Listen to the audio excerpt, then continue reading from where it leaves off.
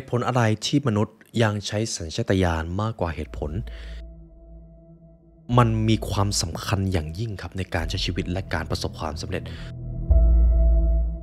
สามารถสังเกตพฤติกรรมของคนได้โดยไม่ต้องให้อีกฝ่ายพูดอะไรออกมาแม้แต่คำเดียวหากคุณอยากพิชิตใจคนคุณจะต้องทำอ้อมๆคุณไม่สามารถทำแต่ตรงๆสามารถดูคนออกมองคนเป็นสิ่งนี้จะทำให้คุณป้องกันปัญหาหลายอย่างในชีวิตที่เกิดขึ้นได้อย่างมหาศาล The Secret of Human Nature ครับความลับจิตวิทยาเบื้องลึกและพฤติกรรมของมนุษย์หากคุณผู้ฟังท่านใดต้องการเรียนรู้เนื้อหาพิเศษที่ทีมงาน The Library Learn ได้จัดทำมาให้สามารถรับชมได้ที่ www.thelibrarylearn.com หรือสามารถจอยใน YouTube Membership ได้ตั้งแต่วันนี้ครับไปลองมาเรียนรู้ด้วยกันเพราะการเรียนรู้จะทำให้คุณเป็นอิสระ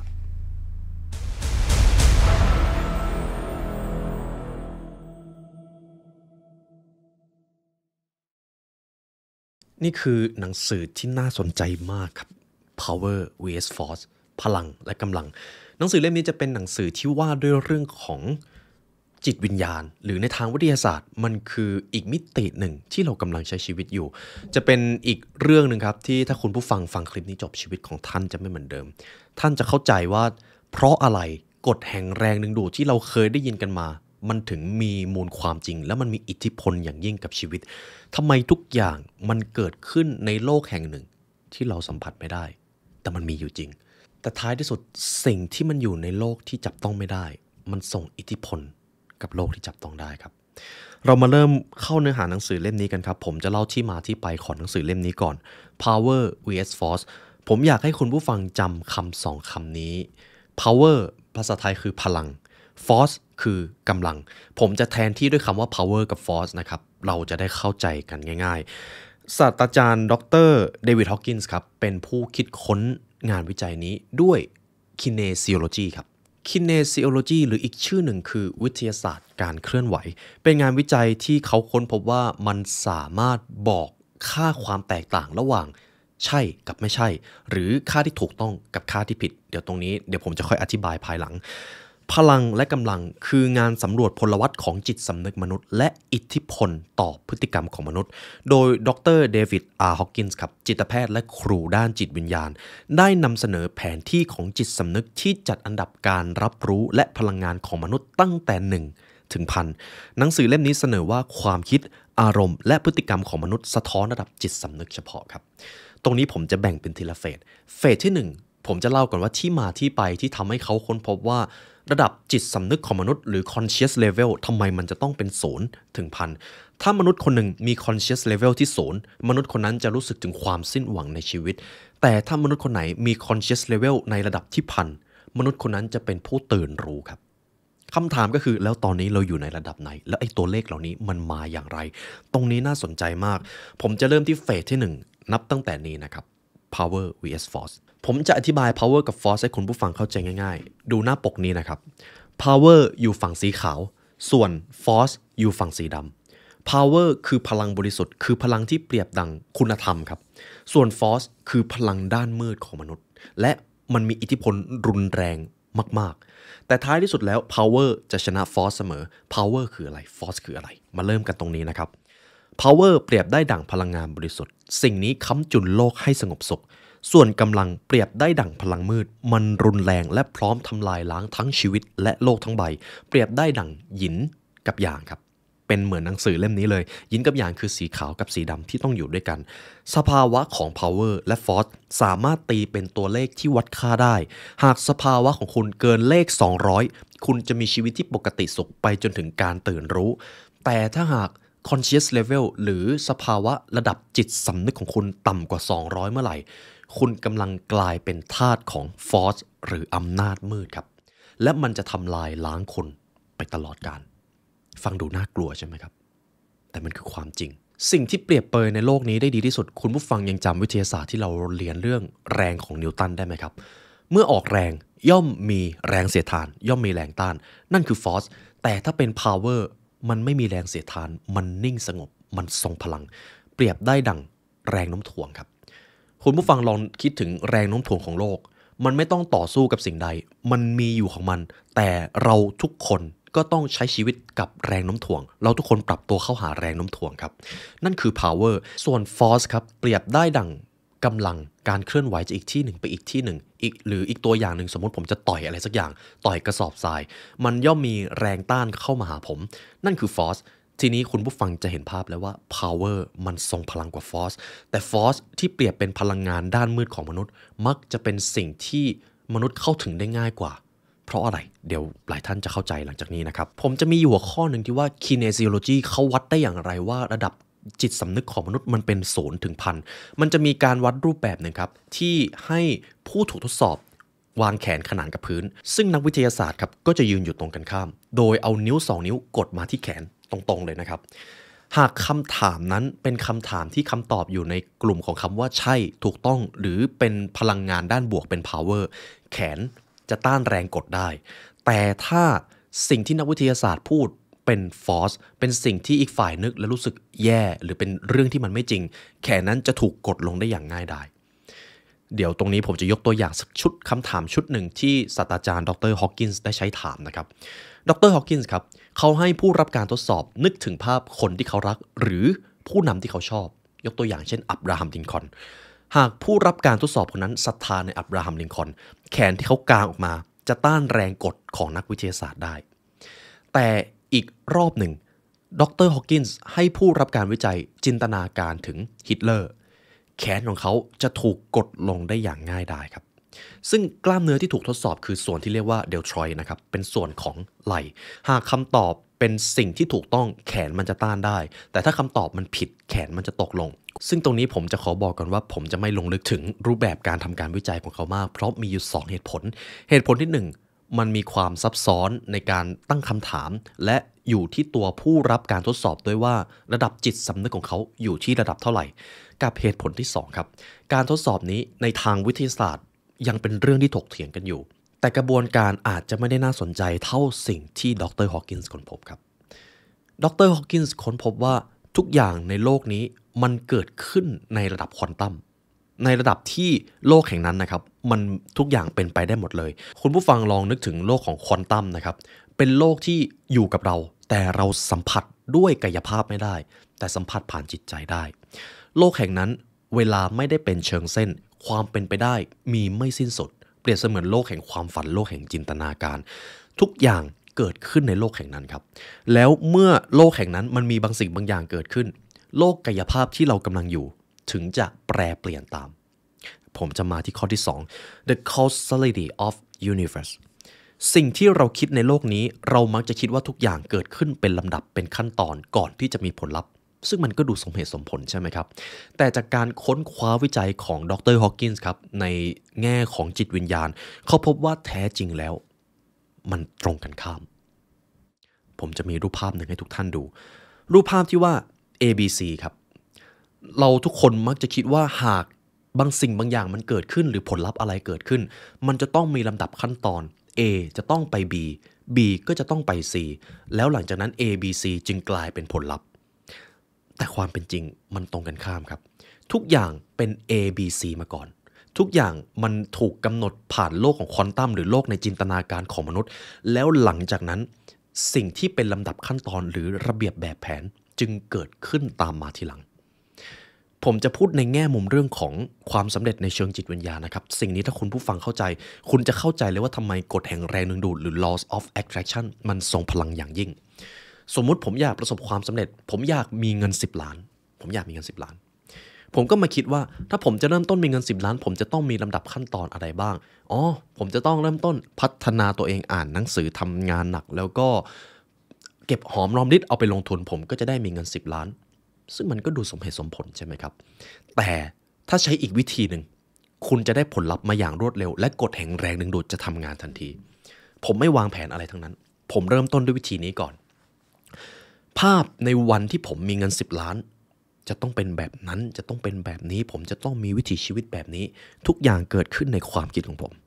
มันจับต้องไม่ได้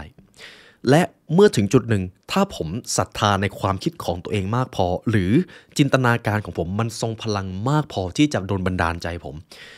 ผมจะลงมือทำเป็นลำดับขั้นตอนเองลำดับขั้นตอนเกิดทีหลังผลลัพธ์ในความคิดครับแล้วหลังจากนั้นผลลัพธ์ในความคิดก็จะกลายเป็นสิ่งที่เกิดขึ้นเมื่อผมได้เริ่มลงมือท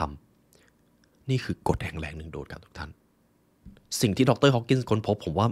มันมหัศจรรย์มากและเขาได้เขียนแผนภาพ A B C ออกมาได้เข้าใจง่ายมากเหมือนตอนที่คุณอัลเบิร์ตไอน์สไตน์พยายามจินตนาการถึงทฤษฎีสัมพัทธภาพคิดแล้วคิดอีกทำไมมันซับซ้อนอย่างนั้นอย่างนี้แต่เมื่อคุณอัลเบิร์ตไอน์สไตน์ได้พยายามตกผลึกได้แปลเปลี่ยนความรู้ให้คนเข้าใจง่ายที่สุดจากทฤษฎีสัมพัทธภาพที่ยากมากๆมันกลายเป็นเพียง E เท่ากับ mc กำลังสอง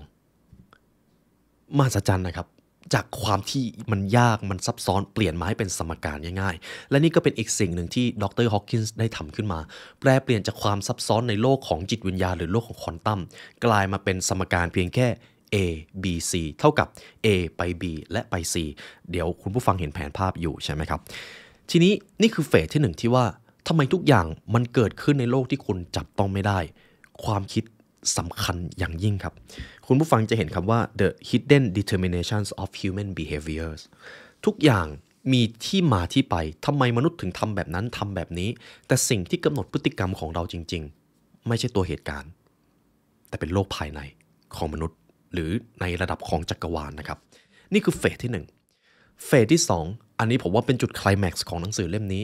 ผมขอสารภาพเลยว่าหนังสือเล่มนี้ผมอ่าน2 รอบติดกันนะครับเพราะอยากทำความเข้าใจมากๆเฟสที่2ถ้าคุณเข้าใจคุณจะแก้ปัญหาทุกอย่างในชีวิตได้ครับไม่ใช่เรื่องเกินจริงผมจะให้คุณผู้ฟังมาลองทบทวนประสบการณ์ในชีวิตของเราก่อนถ้าเปรียบกับสภาวะของมนุษย์มีแค่2 อย่างหลักๆก็คือความสุขและความทุกข์ใช่ไหมครับคุณผู้ฟังอยากมีความสุขหรือความทุกข์ครับทุกคนอยากมีความสุขครับเราอยากประสบความสำเร็จเพราะเราจะได้ความสุขมาเราอยากได้สิ่งนั้นสิ่งนี้มาเพราะมันส่งผลต่อความสุขของเราแต่พอเราเจอความทุกข์มันทรมานเหลือเกินเราอยากหลุดออกจากสภาวะนั้นเหลือเกินคำถามก็คือทั้งหมดมันเกิดขึ้นที่ไหนครับมันเกิดขึ้นในระดับจิตวิญญาณครับดังนั้นหากต้องการเข้าถึงสภาวะความสุขและเอาชนะทุกข์จุดที่เป็นต้นเหตุทั้งหมดมาจากจิตวิญญาณครับแล้วถ้าคุณรู้ที่มาที่ไปหรือรู้กระบวนการพลวัตข้างในนี้คุณจะจัดการสภาวะความสุขกับความทุกข์ได้อยู่หมัดอาจจะไม่ถึงขั้นที่ว่าคุณจะไม่เจอความทุกข์เลยคุณอาจจะเจอครับแต่มันจะอยู่กับคุณไม่นานเพราะคุณรู้วิธีพลิกความทุกข์ไปเป็นความสุขจากคู่มือนี้ตำรานี้มหัศจรรย์มากเฟสที่2ครับ the level of conscious แปลเป็นภาษาไทยก็คือระดับจิตสำนึกของมนุษย์หรือระดับการตื่นรู้ในที่นี้ผมจะขอแทนเป็นระดับจิตสำนึกนะครับแผนที่จิตสำนึกของศาสตราจารย์ฮอว์กินส์เป็นตัวเลขที่มีช่วงตั้งแต่1ถึง1,000แต่ละระดับจะแทนที่สถานะต่างๆของความตระหนักและการรับรู้ซึ่งมันมีผลต่อวิธีที่บุคคลสัมผัสและมีปฏิสัมพันธ์กับโลกมาตรานี้แบ่งออกเป็น2 ส่วนหลักครับระดับที่ต่ำกว่า200เกี่ยวข้องกับ force ครับพลังงานลบ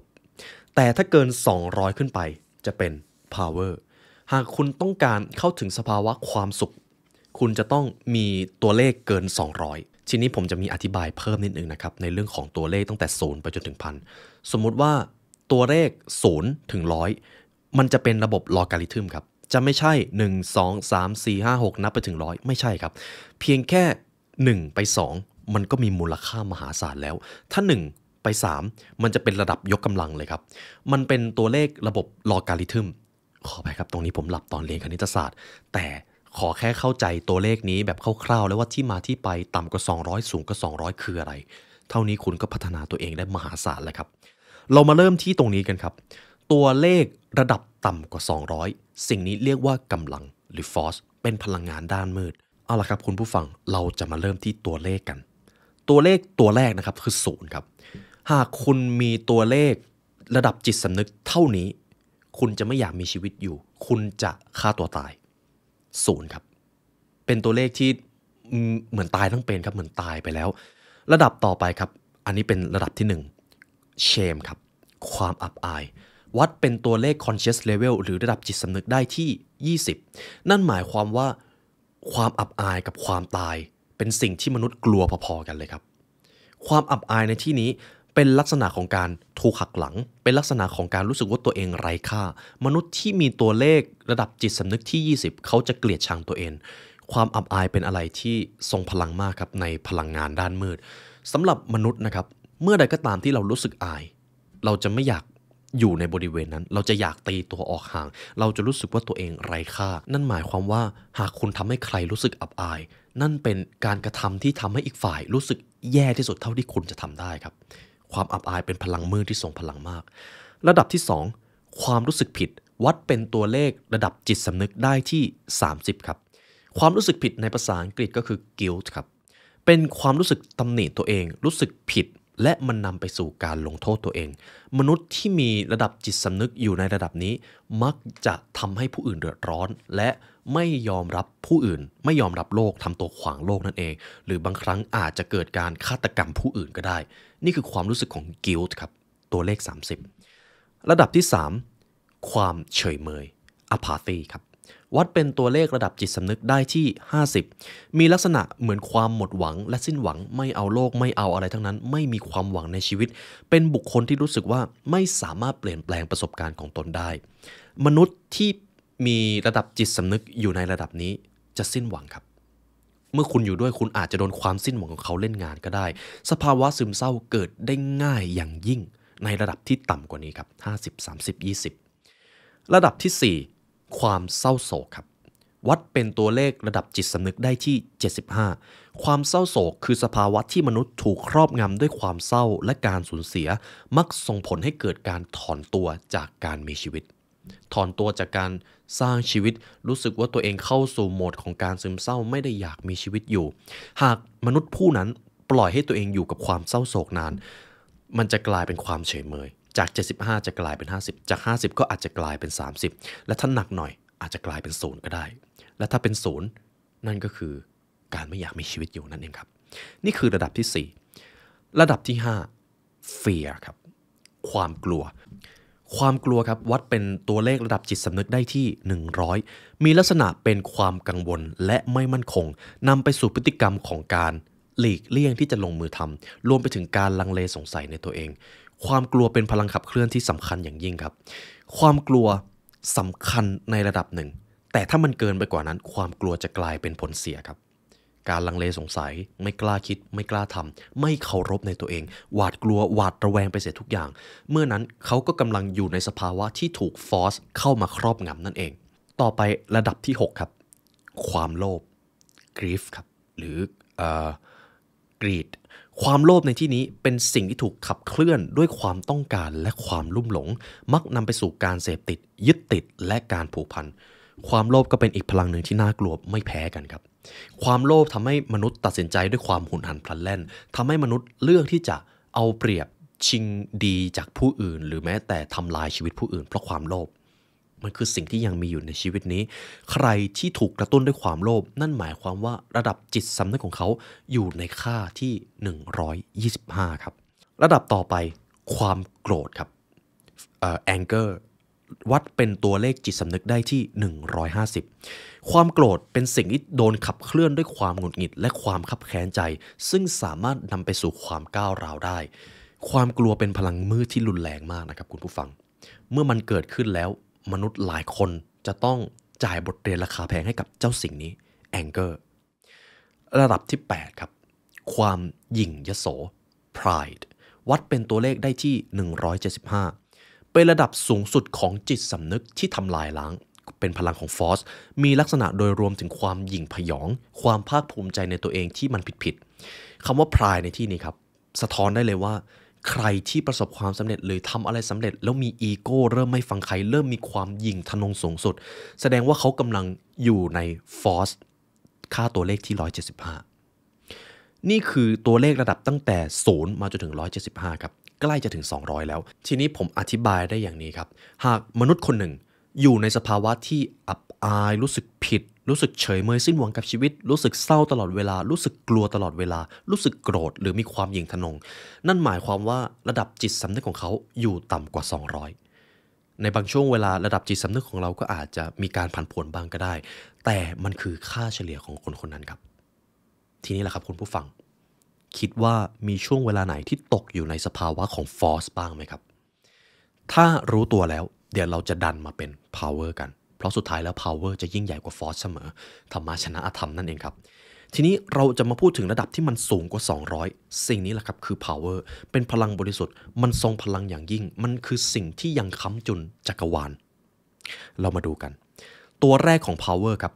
courage ครับความกล้าตีค่าเป็นระดับจิตสำนึกได้ที่200เป็นระดับแรกของจิตสำนึกเชิงสร้างสรรค์บุคคลเริ่มเห็นชีวิตเป็นเรื่องน่าตื่นเต้นและเต็มไปด้วยโอกาสคนที่มีตัวเลขระดับจิตสำนึกที่200เขาจะกล้าคิดกล้าทำเขาจะมีความคิดสร้างสรรค์ในระดับหนึ่งเขาจะมองหาโอกาสเขาจะเริ่มกล้าทำบางอย่างแล้วมีความกล้าหาญรู้สึกมีความเป็นผู้นำตัวที่2ความเป็นกลาง neutrality วัดเป็นตัวเลขได้ที่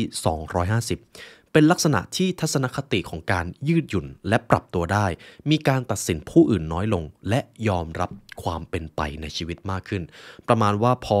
ระดับจิตสำนึกเริ่มมาอยู่ที่250เริ่มปลงในชีวิตเวลาเจอปัญหาก็ไม่เป็นไรค่อยๆแก้กันไป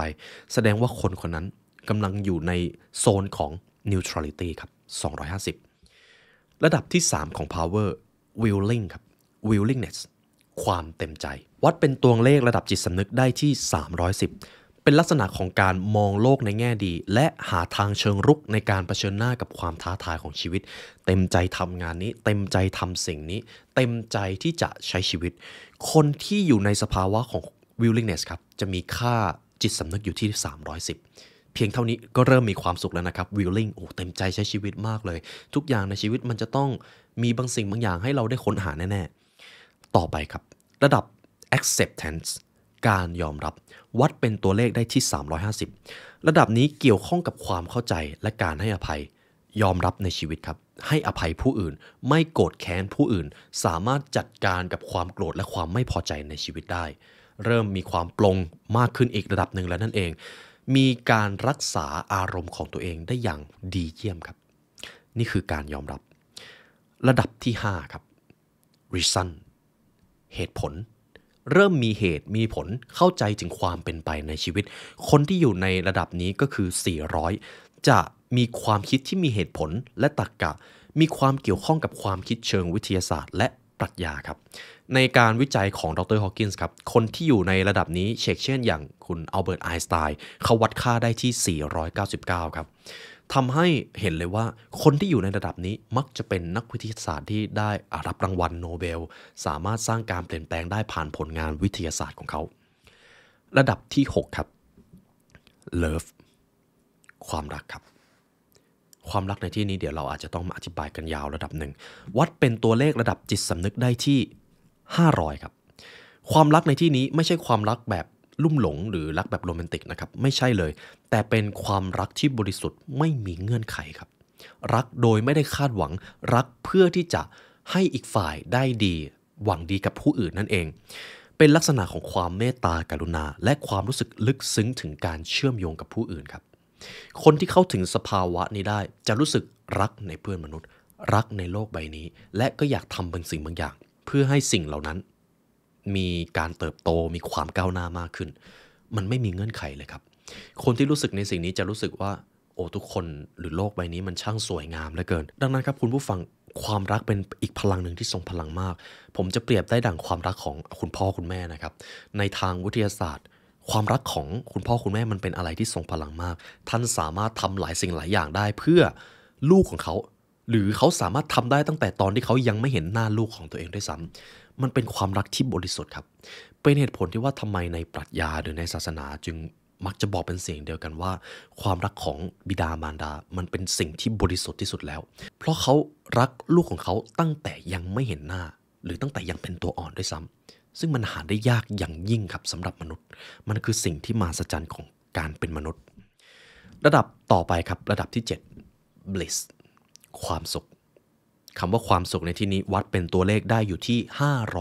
540ครับ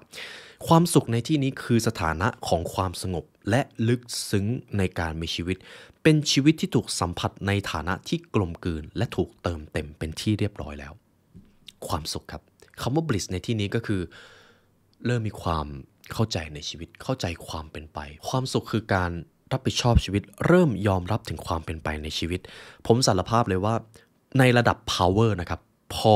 ตัวเลขมันเยอะขึ้น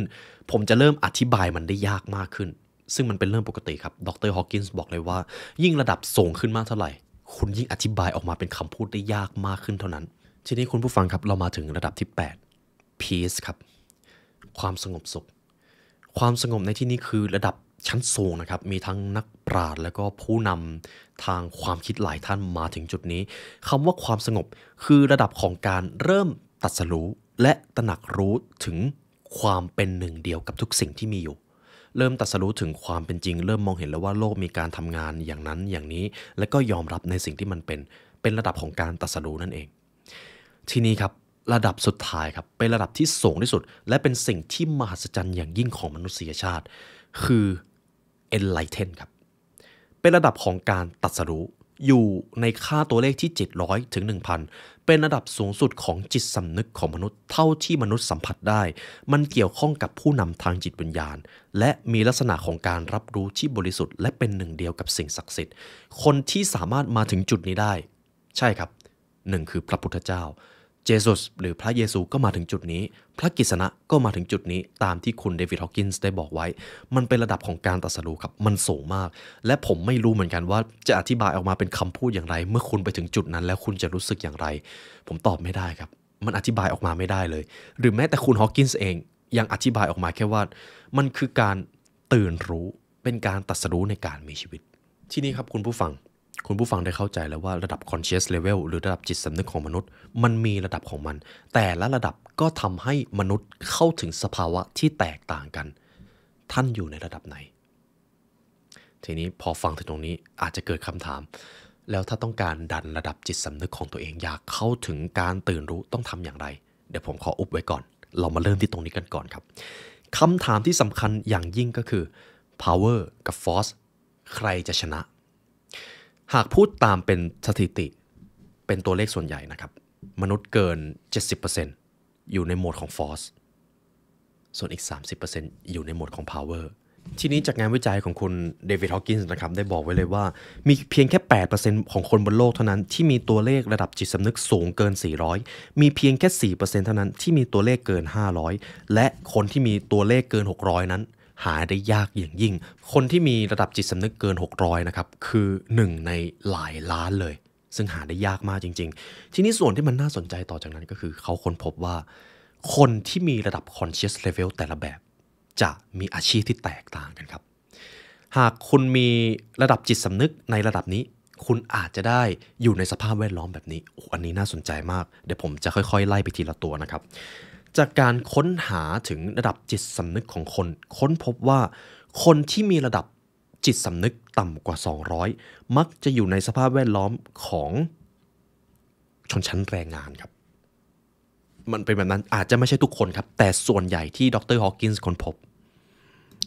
ซึ่งคำว่าแรงงานในที่นี้คือแรงงานที่ไม่ได้มีทักษะพิเศษอะไรสามารถถูกแทนที่ได้ง่ายดายมากนี่คือระดับที่ต่ำกว่า200ครับมักจะอยู่ในสภาพแวดล้อมแบบนั้นทีนี้คนที่มีระดับจิตสำนึกสูงเกินกว่า200มักจะถูกพบได้ในแรงงานที่มีทักษะความเชี่ยวชาญมีความคิดสร้างสรรค์อาจจะเป็นผู้จัดการด้วยในบางครั้งคนที่มีระดับที่300ครับจะเริ่มเป็นคนทำงานที่มีความเชี่ยวชาญเป็นเทคนิชเชียนมีสกิลที่ถูกแทนที่ได้ยากเป็นผู้จัดการเป็นคนที่บริหารธุรกิจจะมี conscious level อยู่ที่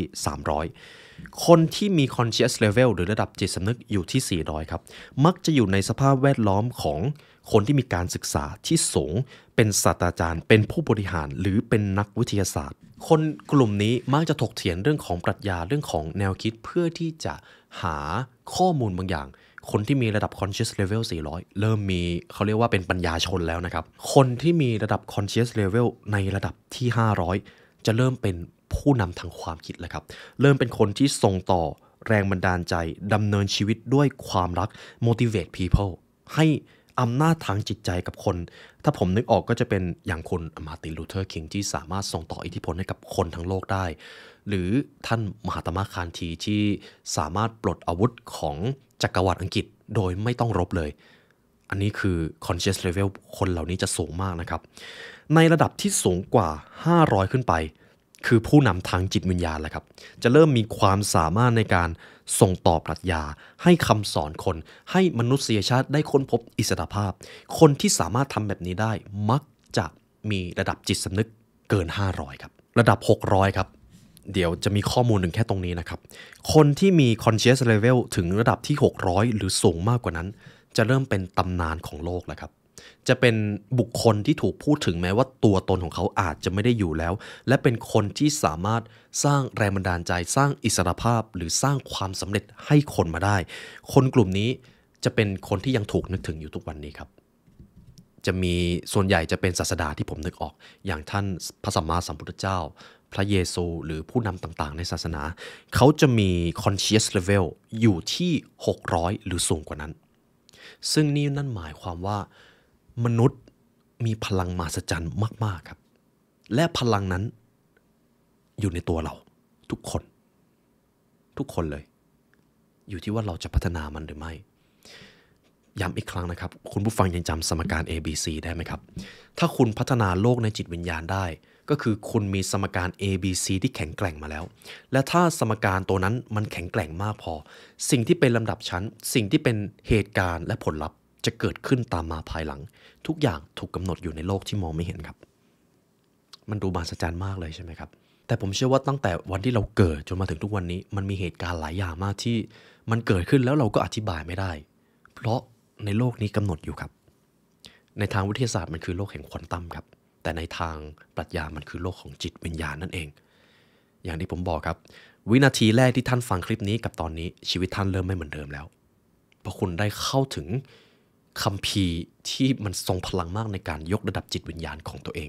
ทีนี้ผมจะพาคุณผู้ฟังมาที่ช่วงสุดท้ายนะครับหลายท่านก็จะมีคำถามถ้าอย่างนั้นแล้วระหว่าง power กับ force เนี่ยใครจะเป็นฝ่ายชนะแน่ๆคำตอบก็คือ